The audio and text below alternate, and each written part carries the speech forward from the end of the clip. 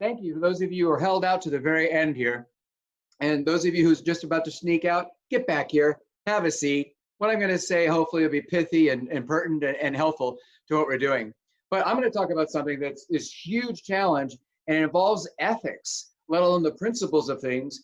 And it can be discussed in terms of coding in Python, or second grade social studies, or fourth grade language arts, or seventh grade PE, fine and performing arts. It does not matter. What are we going to do about assessment and grading?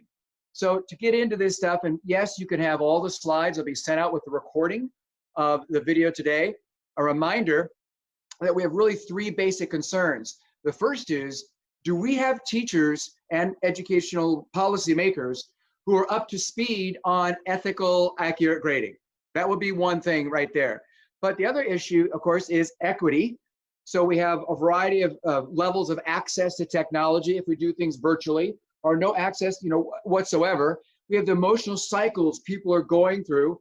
We have maybe one laptop or a tablet or a computer in a house with 4 or 5 kids or more, plus mom or dad needs to work from home, or mom and dad are out of work. And that has an unusual tenor and a bearing in the house. And families that were previously fairly stable are now experiencing trauma. So hunger, there might be abuse, there might be self-medicating going on. There's 1,000 different things going on, and lack of sleep and so on, where we can no longer control that learning environment like we can in the classroom. So equity is now going to be huge, and it's going to expose or exacerbate, even worse, systemic racism, classism. So we're going to have to address this like we have never done before. And then we've got this kind of dynamic. How do we deal with that frantic throwing it together right here, right now, and finish the year strong? And then what do we do over the summer as we sit down and think quietly when we catch our breath? What are we going to do for the year ahead? Because I'm going to suggest to you, and you probably already figured it out too, that absent a viable vaccine widely distributed, and just a reminder, the moment you have a vaccine, it still takes 2 to 4 weeks after that for it to become effective in most cases. And from studies of virology and pathology, 2 years in developing a vaccine is stunningly ambitious. So I am going to suggest that we are going to definitely be not in school. We're going to be doing virtual school all next year, or a hybrid thereof, where we have kids going every other day, or some kids going to school, but some kids at home, and we still have to meet their needs as well. So this virtual thing's going to happen. What do we do with assessment and grading, let alone in the classroom, where there's unusual circumstances affecting a child's capacity to carry something forward? These are all things we keep in our mind as we try to get into the practical.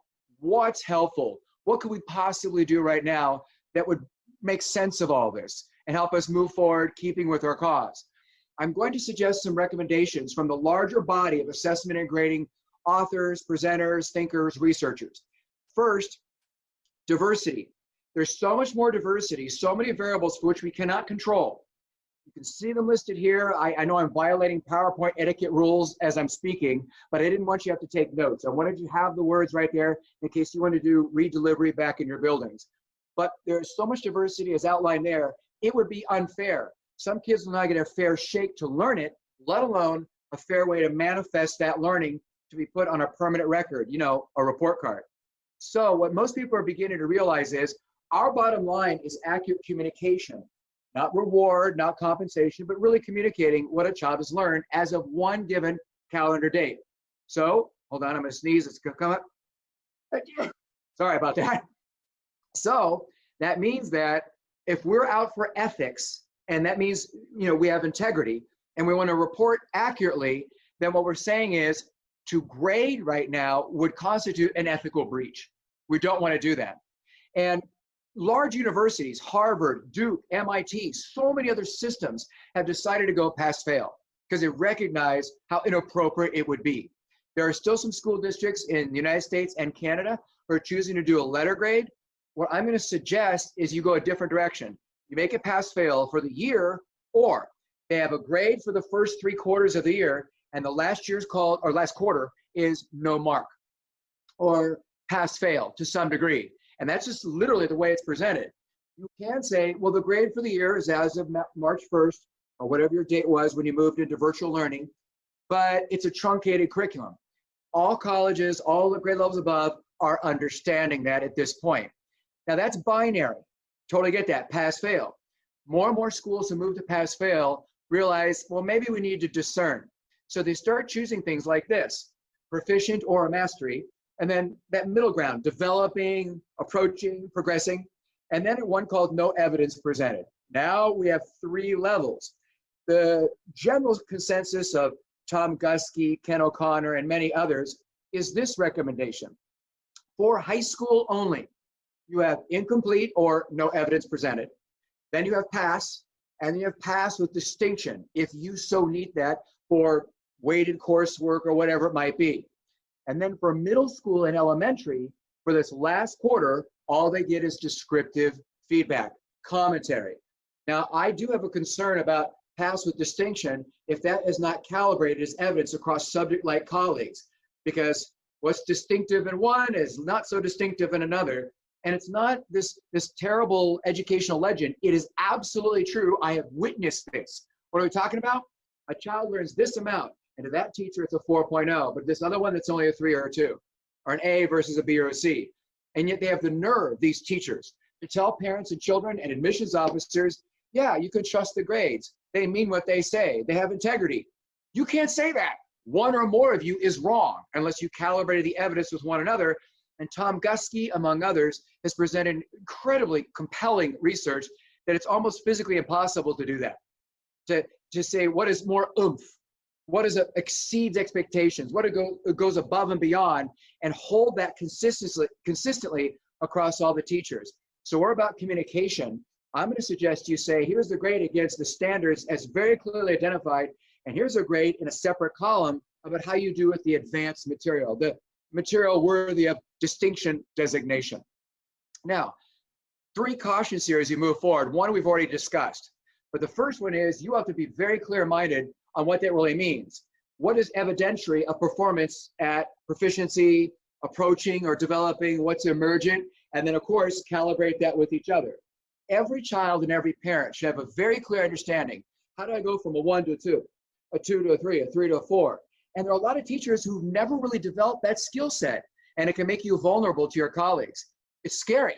I lay my cards on the table and say this is important about marine biomes. And you think, no, it's just one more biome to memorize. We don't need that.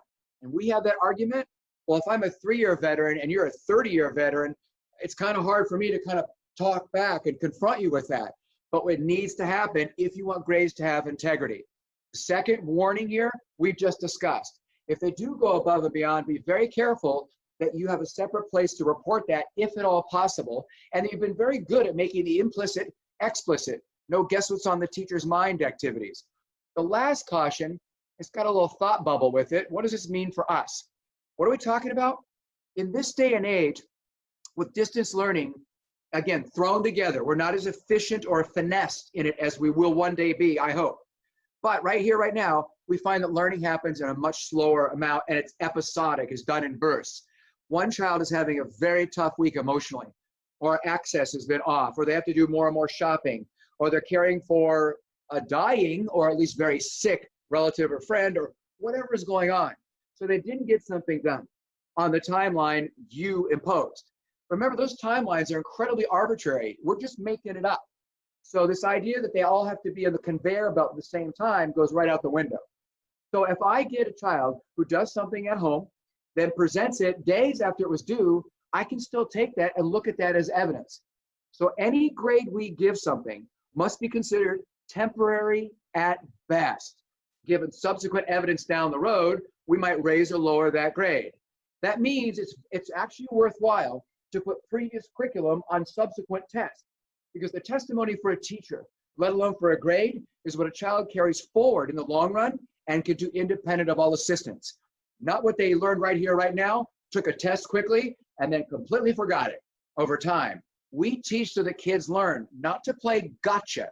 But a lot of teachers enter into assessment and grading as a gotcha enterprise. I have presented all the material, and I'm showing you how I document how you fall short, and presenting that to all the stakeholders in your life. Come back tomorrow for more of the same rejection. It'll be fun. That's not teaching. Every one of us was hired to teach so that students learn, whatever it takes. And that's the pragmatist credo. We are pragmatists at our core if we're effective teachers. We do whatever it takes, even if it's out of our comfort zone. I may not know a piece of poetry. I may not know how to write poetry, but man, I write poetry, and that includes hip hop and rap. And yeah, anything you want to bring in with Hamilton is fine, but it includes all that category in a science class, a math class, a PE program, a coding class. It doesn't matter what I teach, because students creating poetry for real and accurate content, they'll learn it greater than almost anything else I could do. So it's about their success. I don't teach the way I learned, I teach the way they learn. So I need to be open to that, vigilant, attentive to the way they learn, and incorporate that in my instructional design, let alone in my assessments. Now, as we kind of move forward in this, let's have a clear distinction. Assessment can be very equitable. It's fine. Assessment from assidere in the Latin, right? To sit beside. It's a coaching tool. That means it's oxygen. It brings life. It's vital to what we do. You can't have good assessment without good instruction, and vice versa. They go hand in hand. They're inseparable there. So I can have different techniques. I can do it informally and formally. And it's very recoverable. You see, in most assessment that is ongoing, I'm going to get critique. I'm going to get some kind of feedback, and they'd be allowed to revise in light of that and be stronger next time. Revise my performance and be accredited and assessed anew. There's hope. It's low stakes, but high feedback. And my teacher's going to spend focused attention on helping me do the assessment. So now it's active, not passive. Not going to have students who are overly reliant on external validation to find personal value. I'm not going to have students who develop this sense of learned helplessness. They're going to own their learning, because what are we about? Self-efficacy. You are in charge of your learning, and by golly, let me give you the tools to rise. Now, grading, this is the report of what we know and can do at journey's end. The evidence presented as of one arbitrary calendar date imposed on the next generation. That's it. So with grades, it's rare that we do it. It's not required for learning. Limited choice of procedures if you have more traditional systems. It's very high stakes because it's going to go on a report card, and it tends not to be unrecoverable in more traditional systems. Okay, so let's put this two separate ways. Assessment is legitimate. It's a part of, I shall share the path with you. I will walk with you as you do this. And you can be equitable in a wide variety of timelines and formats for assessing. There are 24 ways to assess that exact same thing that you're only thinking there's only one or two ways. So we don't want to let our creativity and intellect atrophy, which could happen if we've been teaching the same thing year after year after year. So we might need to explore some other people. What are a variety of ways we could assess and not limit kids to this one thing where the format might get in the way of an accurate portrayal of what a child knows. Put another way, we want to get rid of the grading. We might want to look at it like this. We can learn without grades. They can get in the way, but we can't learn without feedback and assessment. Let's be mindful of that and emphasize the feedback along the way. Now, 3 cautions with this approach. Consider the teacher's going, all right, I'm going to make this assignment. We're going to do these lessons, and I'm going to do an assessment. Oh, wait, that's going to be really hard to grade, so I'm not going to do it. No, you don't want to do that. I mean, seriously, what's that sound? Who's making that noise? Was it you? Oh, sorry, couldn't help overhear the conversation. Are you saying that teachers assign stuff to us, but they may not know exactly how to grade it? Yes, I am saying that. We're still figuring that out. So bear with us, maybe work with us, give us some ideas. We would like that. Well, that means what I'm trying to get across is that you are principled first, practical second. What it means is you look at your instructional design. What do I know from cognitive science for the students at this age group I serve that would be the most effective lesson ever created on planet Earth? No pressure there. And I do that thing. I don't think about the ultimate gradability of something in terms of how I design the effective instruction. I will find a way to do that. So if I do a very intense hands-on thing, you're like, how do I grade something like that? You would still do this. What are you trying to teach? What are the standards? And you'd say them. Good. What evidence would you tolerate? They'd be indicative of proficiency. Good, good. Now let's see if we can find where that is in this very complex project. That's one of the cautions. Effective instructional design, not ultimate gradability. Second, lean towards asynchronous learning. Families are just all over the place with the cycles and access. Don't forget, it's not just, it's the emotional cycle, not just everything else. Resources, sleep, support, all those things. If you're going to do a synchronous thing because you want to build community, that's awesome, man. Do it. But what we're suggesting is this. Any content, any observations you make during that time can't be used in that permanent grade report. It's a way to build a community. What has to happen if you want to be equitable is you focus on the asynchronous. Another question? Yes, of course. It does make it easier for you and your brothers to get all the learning done and get the work back to the teacher. The last of these three is that you're going to have to realize we have learning loss. Schools will probably need to extend into the summer or do a mandated summer school, or quite better than that. Next year's teachers are going to have to be intimate with this year's curriculum, particularly the last half, and teach it with theirs. You can't physically do it. We have curriculum overload. So I'm going to suggest you get real adult about it, because a lot of us have had to do the heavy lifting, and you say, what are the 4 to 8 most leveraging standards of all? For these we will fight in any one discipline. That tends to be what it is in a school year. What are many of the secondary things we're going to teach? And then what are we just going to let it go, Elsa? Let it go. And then we're going to weave in those really important leveraging principles from the previous year. If we continue and have a whole full year ahead of us where we're doing virtual, there will be even more curriculum loss. And I'm going to suggest it's going to take 2 and 3 years or more to kind of recover back some of the curriculum we lost, if we even think it's still viably important in what we do. Now, because we're a little bit short, oh, yes, what was this last interruption? Don't mess around, give us the stuff that will matter. Yeah, okay, I agree with you. Give us the stuff that will matter in the long run. We'll make you that promise. So, do you have one of these in your high school? Maybe one in middle school, talking about elementary? One in elementary, talking about the gene pool from which the child comes? Yeah, we got a lot of people who are like, well, that might work in middle school, but not high school. Or that might work with the math teachers, but never the English teachers. Let me tell you, these things work with all subjects. I do the exact same program for transitional kindergarten, preschool, first grade that I do for college professors and everybody in between. They are that universal, so much so, you should not even be reading my stuff or hiring me or anybody else who talks about it unless it was that viable. I guarantee it works in math just as well as it works in French class or coding or drill team or whatever it might be. There's a lot of myopia. You know, I have my own little emotional baggage about this one thing we want to avoid.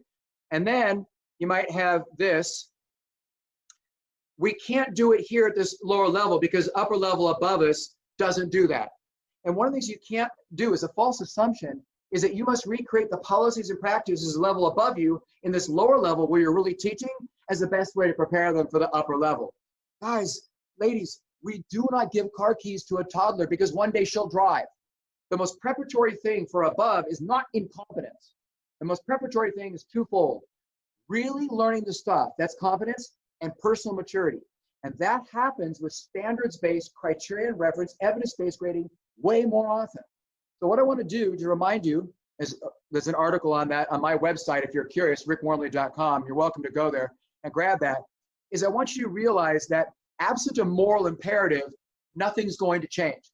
I'm going to invite you to lean into each other and go, is this the moral thing we do? It's probably a better question, best question probably of the whole committee meeting that somebody had. So is it moral? If I gave you bar graphs and correlation causation, it wouldn't change much. Abstract intellectual idea. But if I gave you logic, reasoning, research, and we brought in ethics and this idea that we are a moral enterprise, suddenly people are willing to be candid with the one in the mirror. So what are some of the things we don't have time to kind of get through? Is a reminder that we're going to be principle first, practical second, not just look at grading presentations and books out there as recipes for our grading cookbook. You're going to be principled and thoughtful in it. What I have listed for you, and again, you can get the slides for this, is I want to bring it to a close, as I gave you principles of assessment and grading that are ethical and lead to accurate grading that still hold up. These things aren't tossed to one side because we're grading online. You can still do all of these.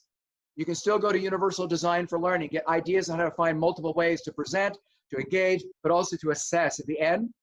All these different principles are there, not conflating the report of one thing with something else. So this is a report of your homework completion, but it's a completely different statement than the report of what you know about parts of a plant. If I try to mix them together, it knowingly falsifies the report for each one individually, which is a form of distorting the truth. That's a form of lying. And none of us have moral authority to lie to our children. So what are you going to do to maintain ethics, but also modern pedagogical practice? I give you several slides, these principles. I am trying to honor your time and bring this to a close. But at the end of this, you will see some people wonder about cheating, about copying at home. How do I know the student's work is their own work? Yeah, so I did an entire article on this. I also do presentations on this. And so you can go to the article right now and get lots of good practical ideas. But if you want to talk further about that, because it is a really big concern, I would love to do that with you. And then definitely challenging unified field theory for that accounts for gravity. Yeah, getting away from our cell phones, and then finding toilet paper of some sort. But I would also say, more pertinent to what we're discussing, these are very, very challenging things that we need to address when it comes to assessment and grading. We want to acknowledge they're here and start working on them. And then you might be wanting some practical tips. Here they are on Twitter, and then the websites down below for those research and practical tips on how to do this. And then I couldn't leave you, Illinois, oh my gosh, what a great handbook for how to handle grading and assessment here at the end of the year. But I wanted to give you the books that are go-to. If you're into social justice and equity, you'll get Joe Feldman's Grading for Equity. You got Standards-Based Classroom. On the left side, all the research for the past 100 years. On the right, this is for special ed students and how you might grade them. On the left, motivation. On the right, the go-to for so many people for how to get started with grading and take care of the nitty-gritty. The one on the right is my book, Fairness and Noise Equals second edition, which is what this has been based on. But the one on the left, really good assessment ideas, not just processing information ideas, summarization. I also wrote that with Deidre Stafford. And these just came out. I am so excited to read them. I highly recommend them to you. I'm about halfway through all three. And as they say in the finer cultural events of our lives, that's all, folks.